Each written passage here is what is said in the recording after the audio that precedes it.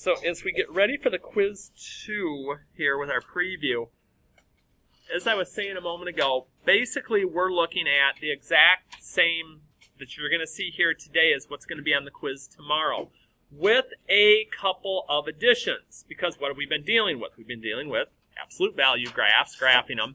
Apologies, I needed to put and tell the vertex in there, and I didn't type that in, so we'll chat about that in a minute. Our radical graphing, both squares and cubes. And then we get to see an old friend. Factoring is back, and it's going to continue to keep coming back because we've got to keep talking about it until we get there. So hopefully with going over it some more, we can kind of go back over some of those things that were catching us on the Unit 1 test and make this feel a little better. And then finally we get to the back with piecewise with a little extra credit. And yes, there will be extra credit on the quiz tomorrow as well. So, okay, back to the front. So when we're graphing these equations, okay, a couple of things to keep in mind. And it's going to be something that was similar when we just got done with our radical equations. If I look at the standard form of an absolute value graph, there's a couple of things that I'm going to find that are going to be that are similar. My equation's pretty similar. The shifts that occur are going to be identical. Okay, when I'm graphing, when I have an absolute value graph, the part that's inside the absolute value is my left or right shift, just like it has been. And it's going to be the opposite of what I would think, just like it has been. The K on the outside is my up and down. And identical to what it'll be when we get to the absolute value, that's what we're doing. The radical equations, shifts are going to be the same. So it gives me that double opportunity to see things, and more importantly, probably to write them down so I can't miss these when it comes to the actual quiz. The other nice thing with these is going to be my vertex is going to be right there for me in the problem. It's my H value and my K value. So when we get into the graphing, when we get to the quiz, it will be graphing, and we will be looking to say what the vertex is. So I want to make sure we've got a grip on those. Now, does that mean that I shouldn't write down the shifts just because I didn't ask you to write those down? No, because it's going to help you find your vertex. Yes, yes, and yes. As we continue with these, my suggestion would be to write the shifts down first. So I look here and I'm like, okay, plus, it's going to be left. Plus here is going to be up. So what does that tell me? Well, that's going to help me find and graph my vertex right away. Because typically we're going to start at the origin. If there were no shifts, that's where I'd be for my parent graph. So I go left 1 and up 3, and that gives me my vertex. Then to make my drawing, because remember, absolute value graphs are V's, my A value, which in this case is 1, or if we make it a fraction like we do normally, 1 over 1. Remember, in this case, isn't like a regular slope. It's not up 1, right 1 only. To get that V, this just tells me this is going to open up because it's positive. So up and over 1 in both directions. And I could keep going with that pattern, and I notice that this V shape forms. So if you want to find a way to drive me nuts and see the big thing like ah or no written in huge letters across your quiz, just draw me a straight line tomorrow, because I'll probably lose my mind. So just as someone like, ooh, I'm going to do that to see if he actually just flat loses his mind. And that's it. Okay. If you were asked for domain and range on this, okay, and I'll do it on one of them, and no, I'm not going to ask on the quiz, but again, it's something to be thinking about because it could show up later. If I were to do my domain and range here, okay, left to right, That's going to be true with any absolute value graph. And then my range is bottom y value, but up forever, bottom to top. But like I said, as we're doing these for the actual quiz, it'll be graph and vertex. That's going to be my focus. Ooh, bless you. Okay, so let's look at number 2 here for a minute. Okay, what shift does that -3 represent? What direction?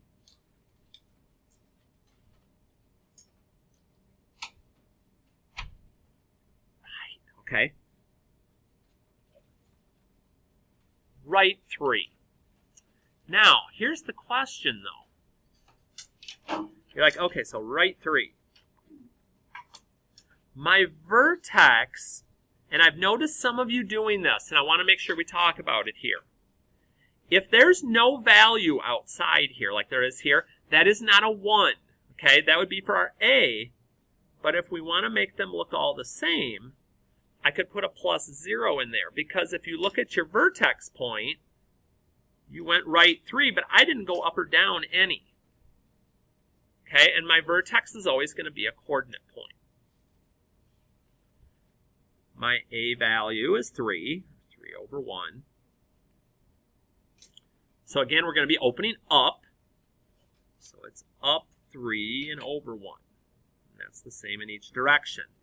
And normally, I do it twice at least if I can, just to make sure things are looking right. So it's easy if you only use the extra couple of points to have some things mess up. And then we're good. So it really is just going to come down to, do I understand this form enough to understand my shifts and get those right? So then we twist it again a little bit. Which shift, and I promise I'm going to wait this time. What direction does this +2 represent?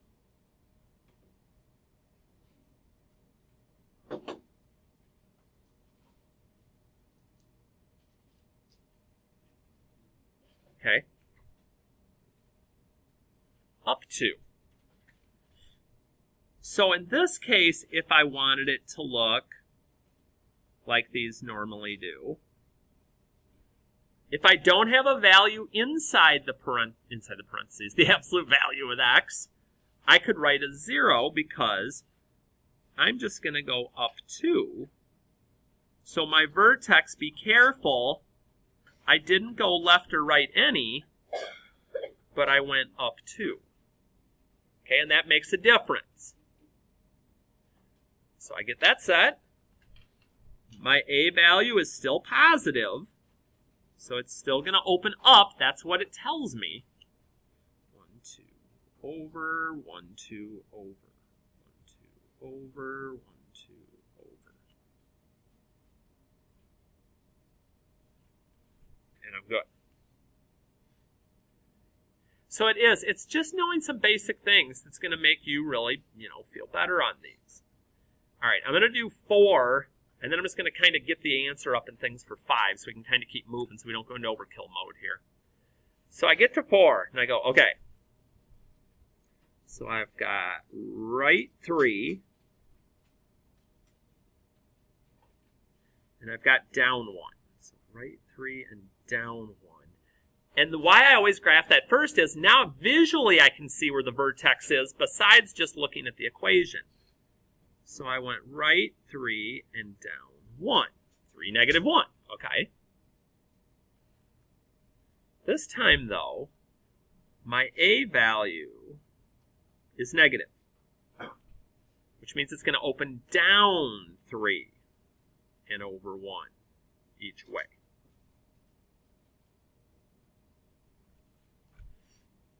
And I get that set. And like I always say on these quiz previews, if you're kind of just jotting along with me right now, if you haven't done some of the homework on these, it's good to go back maybe with this later and try to work through some of that. Because if you haven't practiced and you haven't looked to see what the shifts are on your own, you just look at when I'm doing it and go, yeah, that's easy. Well, it's easy because I'm telling you everywhere you're going. But if you can't do it on your own, it doesn't do you much good. So then 5, our last one, like I said, I'm going to kind of do this one a little quicker. So I'm going to be going right 2. So my vertex, I went right 2. I went up or down 0. So again, if I want to put the plus 0 in there, I can. And my A, once again, is -3.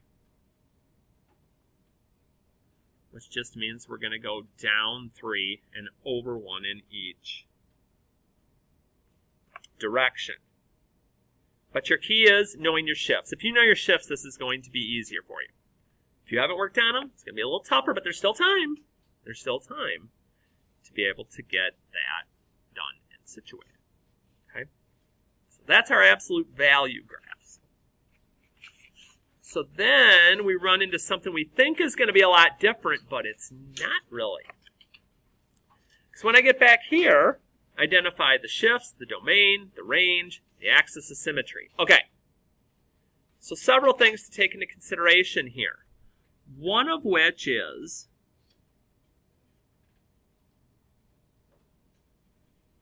that looks kind of familiar.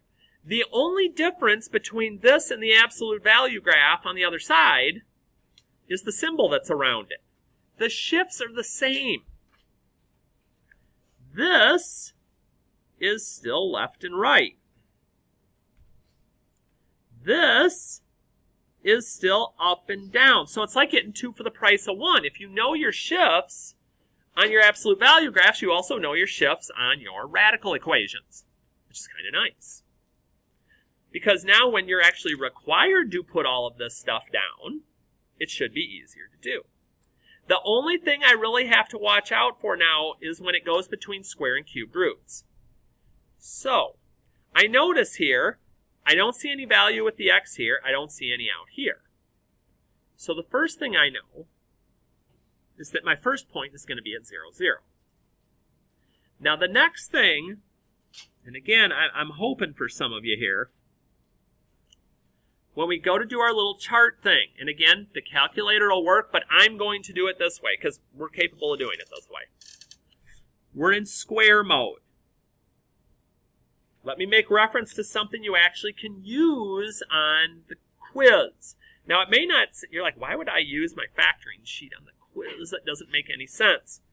Because what you're going to notice on the bottom of it, and I'm going to stick 0 in at the start on both of these too, is that we talk about the squares and the cubes,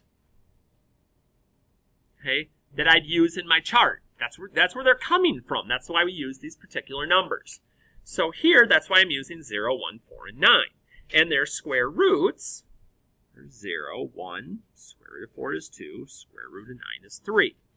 However, when there's a value in front of my parent, and there is 2, I make one more column to take that 2 into consideration. And what that means is I'm going to take all the y values from my parent points, and I'm going to multiply them all by 2. Because those y values going with those x values at the start are where my points are going to be. So 0, 0, already got that one in. 1, 2, 4, 4, and 9, 6. Okay, we're going to have to go a little off here. Now, normally we don't connect the parent points because we wait and do our shifts. But guess what? There are no shifts this time. And another thing I just noticed that was kind of silly of me, I'll talk about that in a second. But since there are no shifts, that is my graph. Now, if there were shifts, and there will be in the others, we'll have to do those. But if there's no shifts, that was it. And so then my domain and range both base off of that first point. My domain left, here's my furthest point left, at 0, off forever to the right. My range, my y's, goes from bottom, same point, still starting at 0, no shifts, and up forever. Wherever your first point is will tell you where your domain and range are, at least where they're starting most of the time. But the one thing I just noticed that I boneheaded on, and we will fix this now, when we're doing radical equations, there is not an axis of symmetry. That would be for my absolute value one. So since I messed that up, that's on me. So we'll scratch that from here, and we'll be set. However, what happens when we do start getting shifts? Like, all right, so this is going to go left 5. So my first point, now, I'm going to put that there. Now, some of you are like, wait a minute, why are you doing that? I don't remember us doing it that way before. You'll see in a minute how that can work out for me, okay? So I move that left 5. And I look, and I go, okay, it's a square root. These numbers are still going to be the same for my parent points. I don't have any number out here this time. So these are my actual parent points.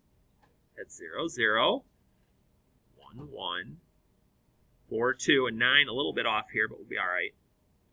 And 9, 3. And as always, if you want a different color to do your second points with, I still got the red and blue pens up front if you'd like to use them. So now, this is when I do my shifting of my points. Left 5. See, I knew what I was doing before I even started.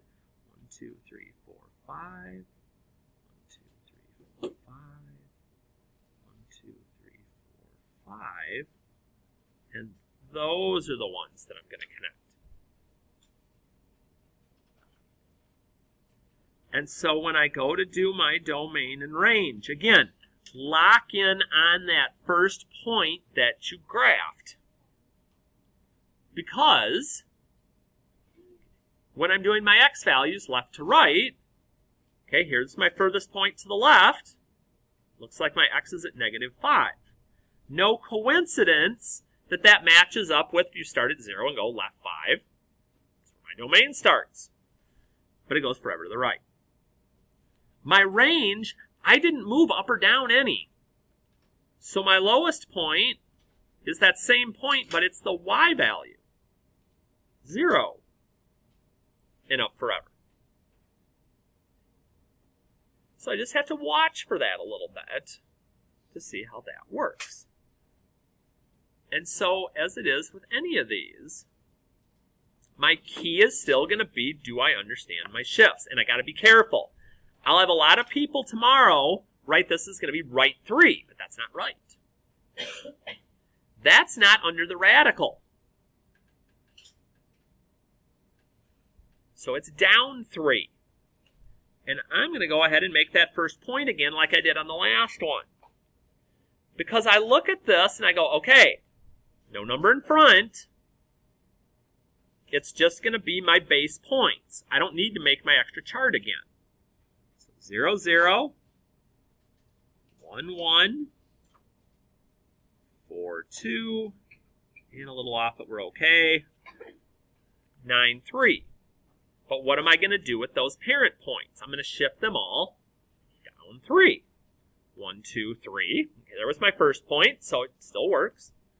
1, 2, 3. 1, 2, 3. 1, 2, 3. And draw that in.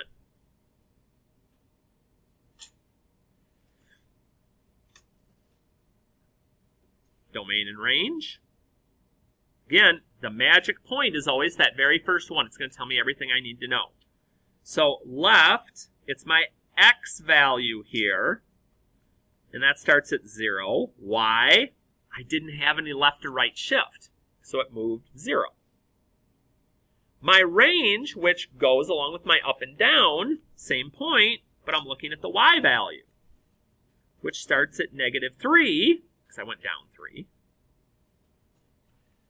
It goes to infinity. So you start to see some of those connections, some of those places where this comes together. But then, again, I got to be careful, because when I get to number 9, we have a change. Now we're into cube mode. So what's that going to change? Well, let's see. I'll look at my shift first, which here would be right 1. I'm still going to plot that first. But my parent points change here. There's no number in front, so that's a little easier. So we'll write them for this first one. And again, the thing with perfect cubes, even though I might look at this and say 0, 1, 8, it also can do the negatives of these two values, because cubes you can take a root of. So it's negative 8, negative 1, 0, 1, and 8. There's 5 of them. Same ones every time, though. Doesn't change, doesn't change. That's a negative 2 hiding in my y there. And let's say you forget you remember this, but you don't remember some of these. You can, if you want to type this into your calculator to get the answer to this, you could do negative 8 to the 1/3 power to get the y value. Or negative 1 to the 1/3 power to get your y value, and work that through if you happen to forget. So I'm going to plot these points.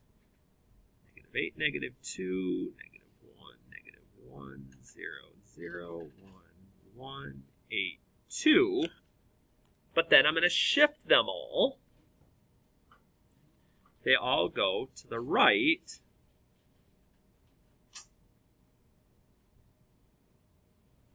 One. And those are the dots I'm going to connect.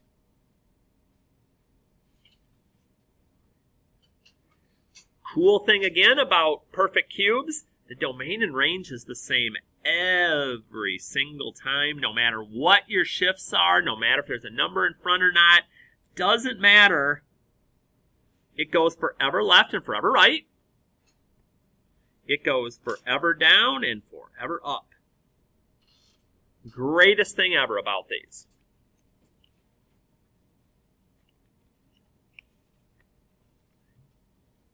And so I just kind of keep rolling along. But it's so much about understanding shifts, and it's going to be moving ahead too. I get to this next one. I'm still in a cube. But notice this time, again, no number in front. If I know my base points, that's going to make this go so much faster. Now again, if you're a creature of habit, you want to write it down, you can. So here we're going to go right 2, left, right, and then up 5. Right 2, 1, 2, 3, 4, 5. 2, 3,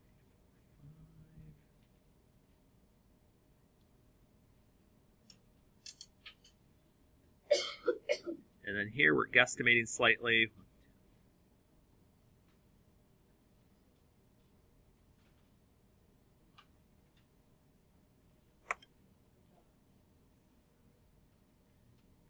We'll get that set.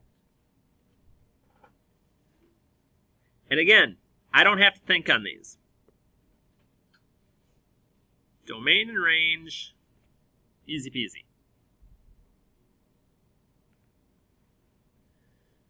So then our last one in these is going to kind of take us back to that first one that we did when we were doing these, except now it's a cube. I finally have a number in front. So when I have that number in front, this time I am going to build a chart. Just to help me with organizational things.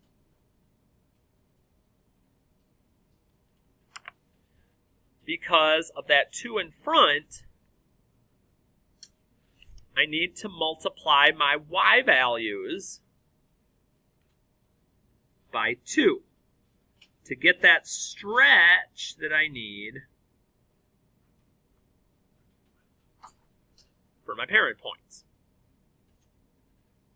So if there would have been left and right shifts here, and there's not, we would do this first, then we would do the shifts after that.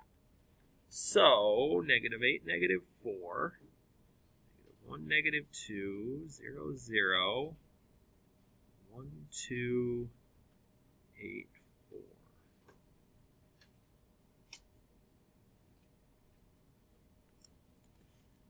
You're like, wait a minute, why'd you connect them? Oh yeah, there's no shifts. If there were shifts, those would have been my parent points. I wouldn't have connected them, and then I'd have done my shifts after that. In my domain and range, again, shifts or no shifts, stretch or no stretch, doesn't matter. We get that set. And again, if you know your shifts, oh please know your shifts, you're going to be able to whip through these. So then we get to our place where we actually like the brown sheet, the tan sheet here, where we're going to start doing some factoring.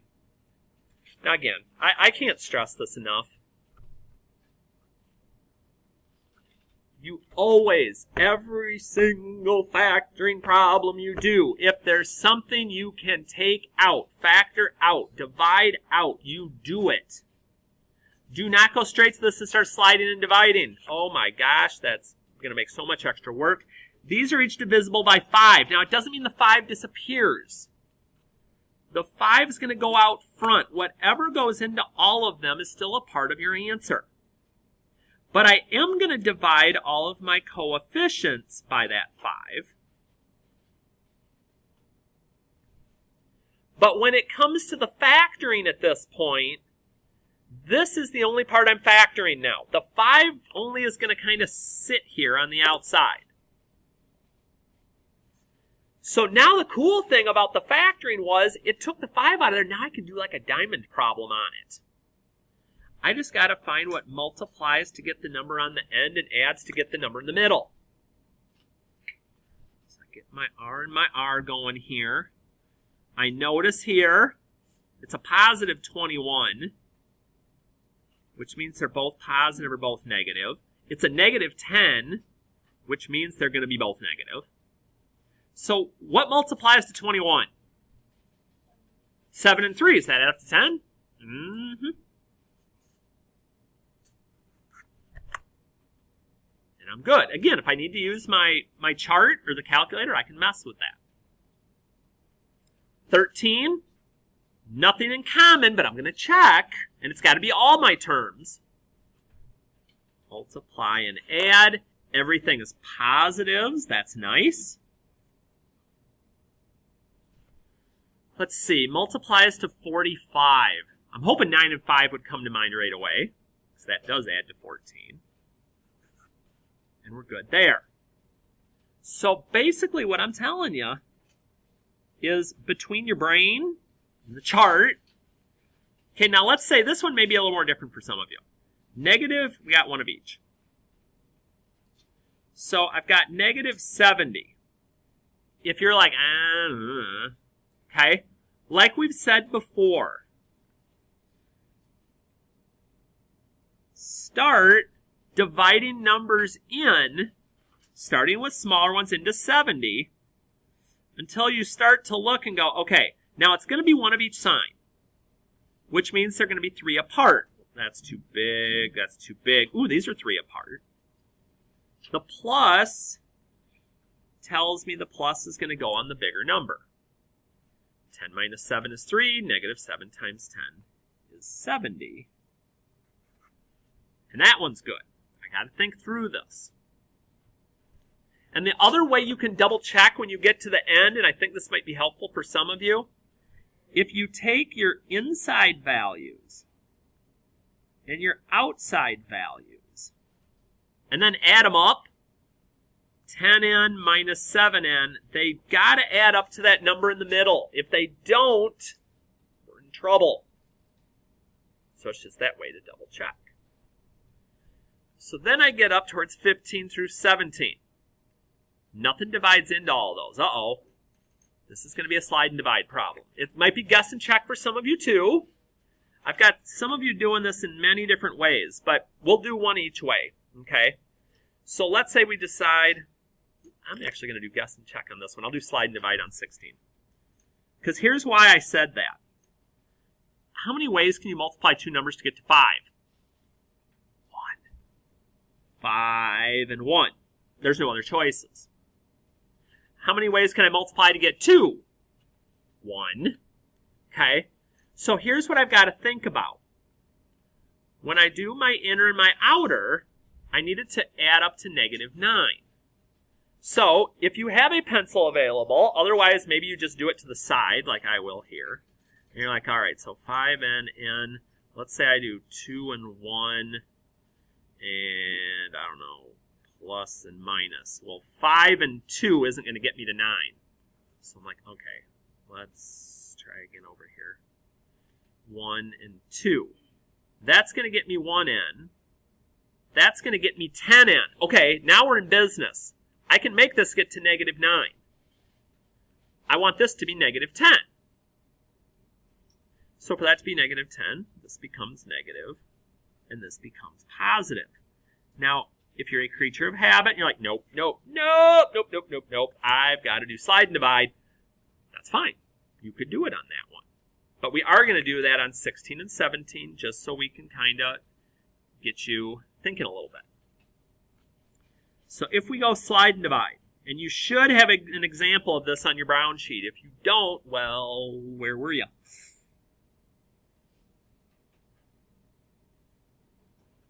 So that 7 multiplies down to the end. This may not be fun with the numbers, but that's what we have a calculator for. I get my parentheses going. I see I'm going to have a positive and a negative. Now, -105 isn't going to be the most fun here. They're going to be 16 apart. So I start dividing numbers in. And I find 3 goes in. So I got 3 and 35, but they're not 16 apart. That's not going to work. And I get to 5. 5 and 21. Hey, 5 and 21 are 16 apart. So, but I need it to be -105. I want this to be positive. Okay, plus and minus. All right. So you kind of can see how I have to play that out. But again, I've got to do it with the chart, calculator, my brain, something to get those numbers there. But don't stop, because a lot of you started to do this before and then you stopped here. I'm like, slide and divide. That's 7 gets divided back in. If it goes in nice, 21 divided by 7 is 3. Great. If it doesn't go in nice, 5 divided by 7, you get this decimal like 0.71, blah, blah, blah, blah. Hit math, enter, enter. You're going to get the same thing back. You're like, what the heck? If that happens, you just swing that number back to the start. And I'm in business. Same exact thing on 17. Either one of these methods will work. You've just got to find what you're comfortable with. If you're more comfortable doing one of these guys and playing through, you're like, all right, now let's see here. What do I know? I know I got a negative multiply number, one of each sign. I know I have a negative add number, which means the negative number is going to be bigger. And I think most of you off the top of your head are going to get 9 and 4. Just make sure that the signs are in the right places. 4 minus 9, that's -5. I'm good. But don't forget the divide part. Again, if it goes in nice, great. If it doesn't, you get a decimal, hit math, enter, enter to make sure it's in its simplest form. And we'll be okay. But again, if you haven't practiced, you've got plenty of things out there to be able to practice with. I've even got extra factoring sheets if you'd like some to be able to see those and practice some more. But that's the only way you're going to get better at factoring, and it's not going away in the rest of this unit or the next unit either, so we might as well get down to it. All right, piecewise, coming down the stretch, and we need to be. Focus in on the if statement. This is my x value. If I plug in -3, it's only going to work in one of these inequalities.